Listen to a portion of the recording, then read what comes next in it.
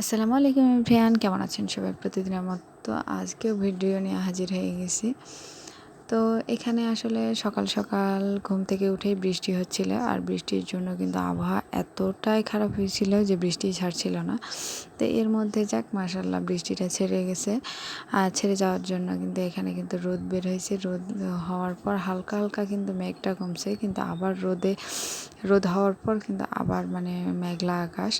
তো যাক, যেহেতু বৃষ্টির দিন, বর্ষা প্রায় এগিয়ে আসছে, সেই জন্য কিন্তু বৃষ্টি হচ্ছে। আর কোন কোন এলাকায় বৃষ্টি হচ্ছে অবশ্যই আমাকে কমেন্ট করে জানাবেন। তো যাক, এই সাইডে কিন্তু আমাদের গাছে আম পেকে গেছে, সেটা আমার চোখে পড়ছে, আর সেটাও পাখিতে আবার খেয়ে ফেলছে। তো অনেক সুন্দর লাল আম হয়ে গেছে, যে আমটা কিন্তু পারবো। আর এই বৃষ্টির জন্য কিন্তু আমার খিচুড়ি তৈরি হয়ে গেছে। তো খিচুড়ি রান্নার রেসিপিটা আমি আপনাদের দিতে পারিনি। তা আমার খিচুড়িটা কেমন হয়েছে অবশ্যই কমেন্ট করে জানাবেন। আর খিচুড়িটা মাশাআল্লাহ কিন্তু অনেক সুন্দর হয়েছিল, ডিম ভাজা আলু ভর্তা দিয়ে খিচুড়ি। তো যাক, এই খিচুড়ি কিন্তু শুকনা ভুনার মতো খিচুড়ি, যেটা আমি মসুর ডাল এবং হালকা পোলার চাল এবং আতপ চাল দিয়ে আমি করেছি। আর এই খিচুড়িটা কিন্তু খেতে কিন্তু অনেক মজা। মানে আমরা যখন হোস্টেলে থাকতাম তখন এইভাবে ভুনা খিচুড়ির মতো করে বানাতাম বা খাওয়া দিত। তো যাক, এই তো এখানে ভাবলাম যেহেতু আম পেকে গেছে আর সেগুলোও কিন্তু পাখিতে খেয়ে ফেলছে, তো গাছের নিচে গিয়ে দেখি যে এরকম অবস্থা। তো খাওয়া দাওয়া শেষ করেই কিন্তু আমি বের হয়েছিলাম গাছের নিচে। তো গিয়ে দেখি দুইটা আম পড়ে আছে। তো ভাবলাম নিয়ে আসি। তো আম দুইটা পেকে গেছিলো, কিন্তু আসলে উপর থেকে বোঝা যাচ্ছিল না যে পাকা না কাঁচা। তো উপর থেকেই কোনো কিছু অনুভব করা যায় না যে আসলে পাকা না কাঁচা। পাকা হোক আর কাঁচা হোক, তো আসলে যে কোনো জিনিসই বাস্তব উপর থেকে কিন্তু কোনো কিছুই বোঝা যায় না। মানে আসলে মুখ দেখে কখনোই কোনো কিছু মানে অনুভব করবে না যে আসলে সেই জিনিসটা কীরকম। তো ভিতরে মাশাআল্লাহ পাকা ছিল, লাল টকটক ভাব ছিল। তো এটা আমার আম বাগান, আর এই আম বাগানটা কিন্তু আমার রূপালী আম বাগান। আর যে আম আপনাদের দেখালাম সেই আম কিন্তু আমার মানে গোপালভোগ আম যেটা বলে। আর এই গোপালভোগ আমটা সর্বপ্রথম কিন্তু পাকে, আর এই যে সেটা আমার আম্রপালি। আর আমার বাড়ির এলাকায় কিন্তু প্রচুর পরিমাণে আম পাওয়া যায়, যেহেতু আমার বাড়ির পাশ থেকে আমার আম বাগান শুরু। তো সেটা তো আপনাদের দেখালাম। আর এখানে আমার লেবুর গাছ ধরছে, আর মাশাআল্লাহ মাশাআল্লাহ বলা যায় যে আমার প্রচুর পরিমাণে লেবু ধরছে। আর এই লেবুগুলো কিন্তু মানে বড় হলে কিন্তু আরও অনেক হবে। মানে আমার গাছ ভর্তি লেবু। আমি এর আগে অনেক ভিডিওতেও না হলেও আমি এক একটা হয়তো ভিডিওতে দেখাইছি আপনাদের যে আমার গাছ ভর্তি লেবু। আর লেবুগুলো কিন্তু অনেক হয়, অনেক। মানে আমার এই গাছে পাতা ততটুকু হয়তো মানে লেবু, মানে লেবুর শেষ নাই। আপনাদের আমি জুম করে হয়তো বা দেখাচ্ছি। তো যাকে যে পাখিটাও দেখেন, ও মাশাআল্লাহ অনেক সুন্দর। আসলে আল্লাহর তো দান, প্রকৃতি কত সুন্দর সৃষ্টি। তো যাক, এটা কিন্তু আমার দেশি লেবুর গাছ। আমার সাইডে কিন্তু অনেক সিডলেস লেবু আছে, যেগুলো কিন্তু আমার সিডলেস লেবুর বাগান আছে। তো ইনশাল্লাহ একদিন আপনাদের ভিডিওতে সেটাও দেখাবো। আর আমার সিডলেস লেবুও কিন্তু প্রচুর পরিমাণে ধরেছে। তো আসলে রমজান মাসে খুব একটা লেবু পাওয়া যায় না, আর এই সময় কিন্তু প্রচুর পরিমাণে লেবু ধরে। তো এই তো আমার আম্রপালি যেটা বলে, এই আম্রপালির বাগান। এর চাইতেও কিন্তু আমার বড় আম্রপালি বাগান আছে, যেটা আপনাদের দেখাবো আরও একটা ভিডিওতে।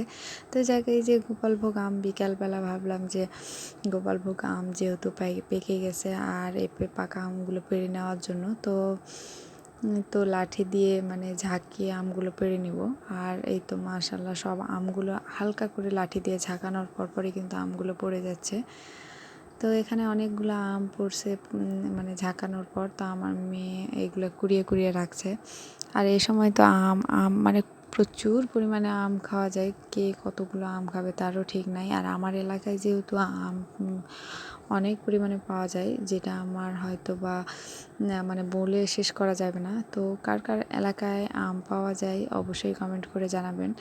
তো এটা আমার আমের রাজধানী বলা যায়, আমের রাজ্য। মানে সব ধরনের সব প্রকারেরই আম পাওয়া যায়, যেটা বলা হয়। তো এই তো মাশাআল্লাহ আমার আমগুলো কিন্তু এগুলো প্রায় সবই পাকা। এখানে কাঁচা কোনো আম নেই, মানে ঝাঁকানা মাত্রই কিন্তু পাকা আমগুলো পেকে পড়ে গেছে। তো ভাবলাম যে সব আমগুলোই নিয়ে আসি। তো এই আমগুলো কিন্তু যে খেতেও যেরকম মিষ্টি এটা কিন্তু আসলে দেখতেও কিন্তু অনেক সুন্দর, পাকলে কিন্তু আরও সুন্দর লাগে। তো আসলে আম দেখে কি বলবো, আল্লাহর সৃষ্টি অনেক সুন্দর, মাশাআল্লাহ। তো যাক, তো অবশ্যই যারা আমার পেজে নতুন বা আমার চ্যানেলে নতুন, তারা অবশ্যই আমার চ্যানেলটি সাবস্ক্রাইব করে দিবেন আর আমার চ্যানেলে লাইক দিয়ে ভিডিওটা দেখার চেষ্টা করবেন।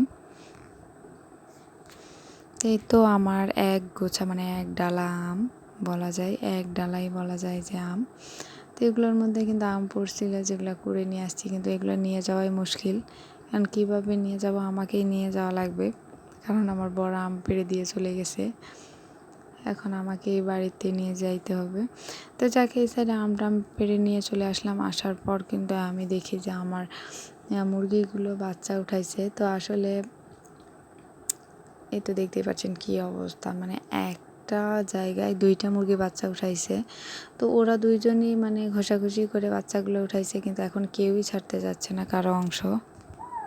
আসলে নিজের স্থান কেউই ছাড়তে চায় না, তাও আবার মানে মায়ের জায়গায় কেউ কখনো ছাড়তে চায় না। মা তো মাই হয়। এর আগের আমি আর একটা ভিডিওতে দেখাইছিলাম যে আমি সোনালি বাচ্চা দিয়েছিলাম, কিন্তু ও বাচ্চাগুলো নেইনি। আর এখানে দুইটা মুরগিতে বাচ্চা উঠাইছে, যে বাচ্চাগুলো আবার ওরা ছাড়তে চাচ্ছে না। তা আসলে প্রকৃতির নিয়ম কীরকম বলা যায় না, আসলে বাস্তবেই অনেকটা অন্যরকম। আসলে বলা যায় মমতার টান কেউ ছাড়তে চায় না, আসলে প্রকৃতিরই নিয়ম। মানে ওকে আমি কিন্তু বের করে দিচ্ছি। ও এই কয়েকদিনে যে ডিমটা নিয়ে বসছিল, আসলে ডিমটা কিন্তু ও পারেনি, আর একটা মুরগি মানে দুইজনের মধ্যে একজন পারছিল। তো যাক, এতদিন বসে থাকে কিন্তু তার একটা মায়া মহব্বত হয়ে গেছে। তো এই মহব্বতের টানেই কিন্তু, মায়ার টানেই কিন্তু সে বাচ্চাগুলোর কাছ থেকে ছুটে যেতে চাচ্ছে না, মানে দূরত্ব বজায় রাখতে চাচ্ছে না। তো যাক, আসলে প্রকৃতির নিয়ম, দুইটার মধ্যে একটাই আমি রাখবো, এবং একটা রাখার পরই কিন্তু আমি আমার মুরগিগুলো পালন করব। তো মাশাআল্লাহ, আমার মুরগিগুলো অনেক সুন্দর বাচ্চা বের হয়েছে। তা আসলে আমি প্রায় ভিডিওতে দেখা যায় আমার মুরগির বাচ্চাগুলো কিন্তু মাশাআল্লাহ অনেক সুন্দর হয়। তো যাক, এই যে আমার আসলে এই মুরগিটাই আমার বাচ্চা দিয়েছে। আর যাক, আমার মুরগির বাচ্চাগুলোর জন্য সবাই দোয়া রাখবেন আর ভালো থাকবেন সবাই। আল্লাহ হাফেজ সবাইকে।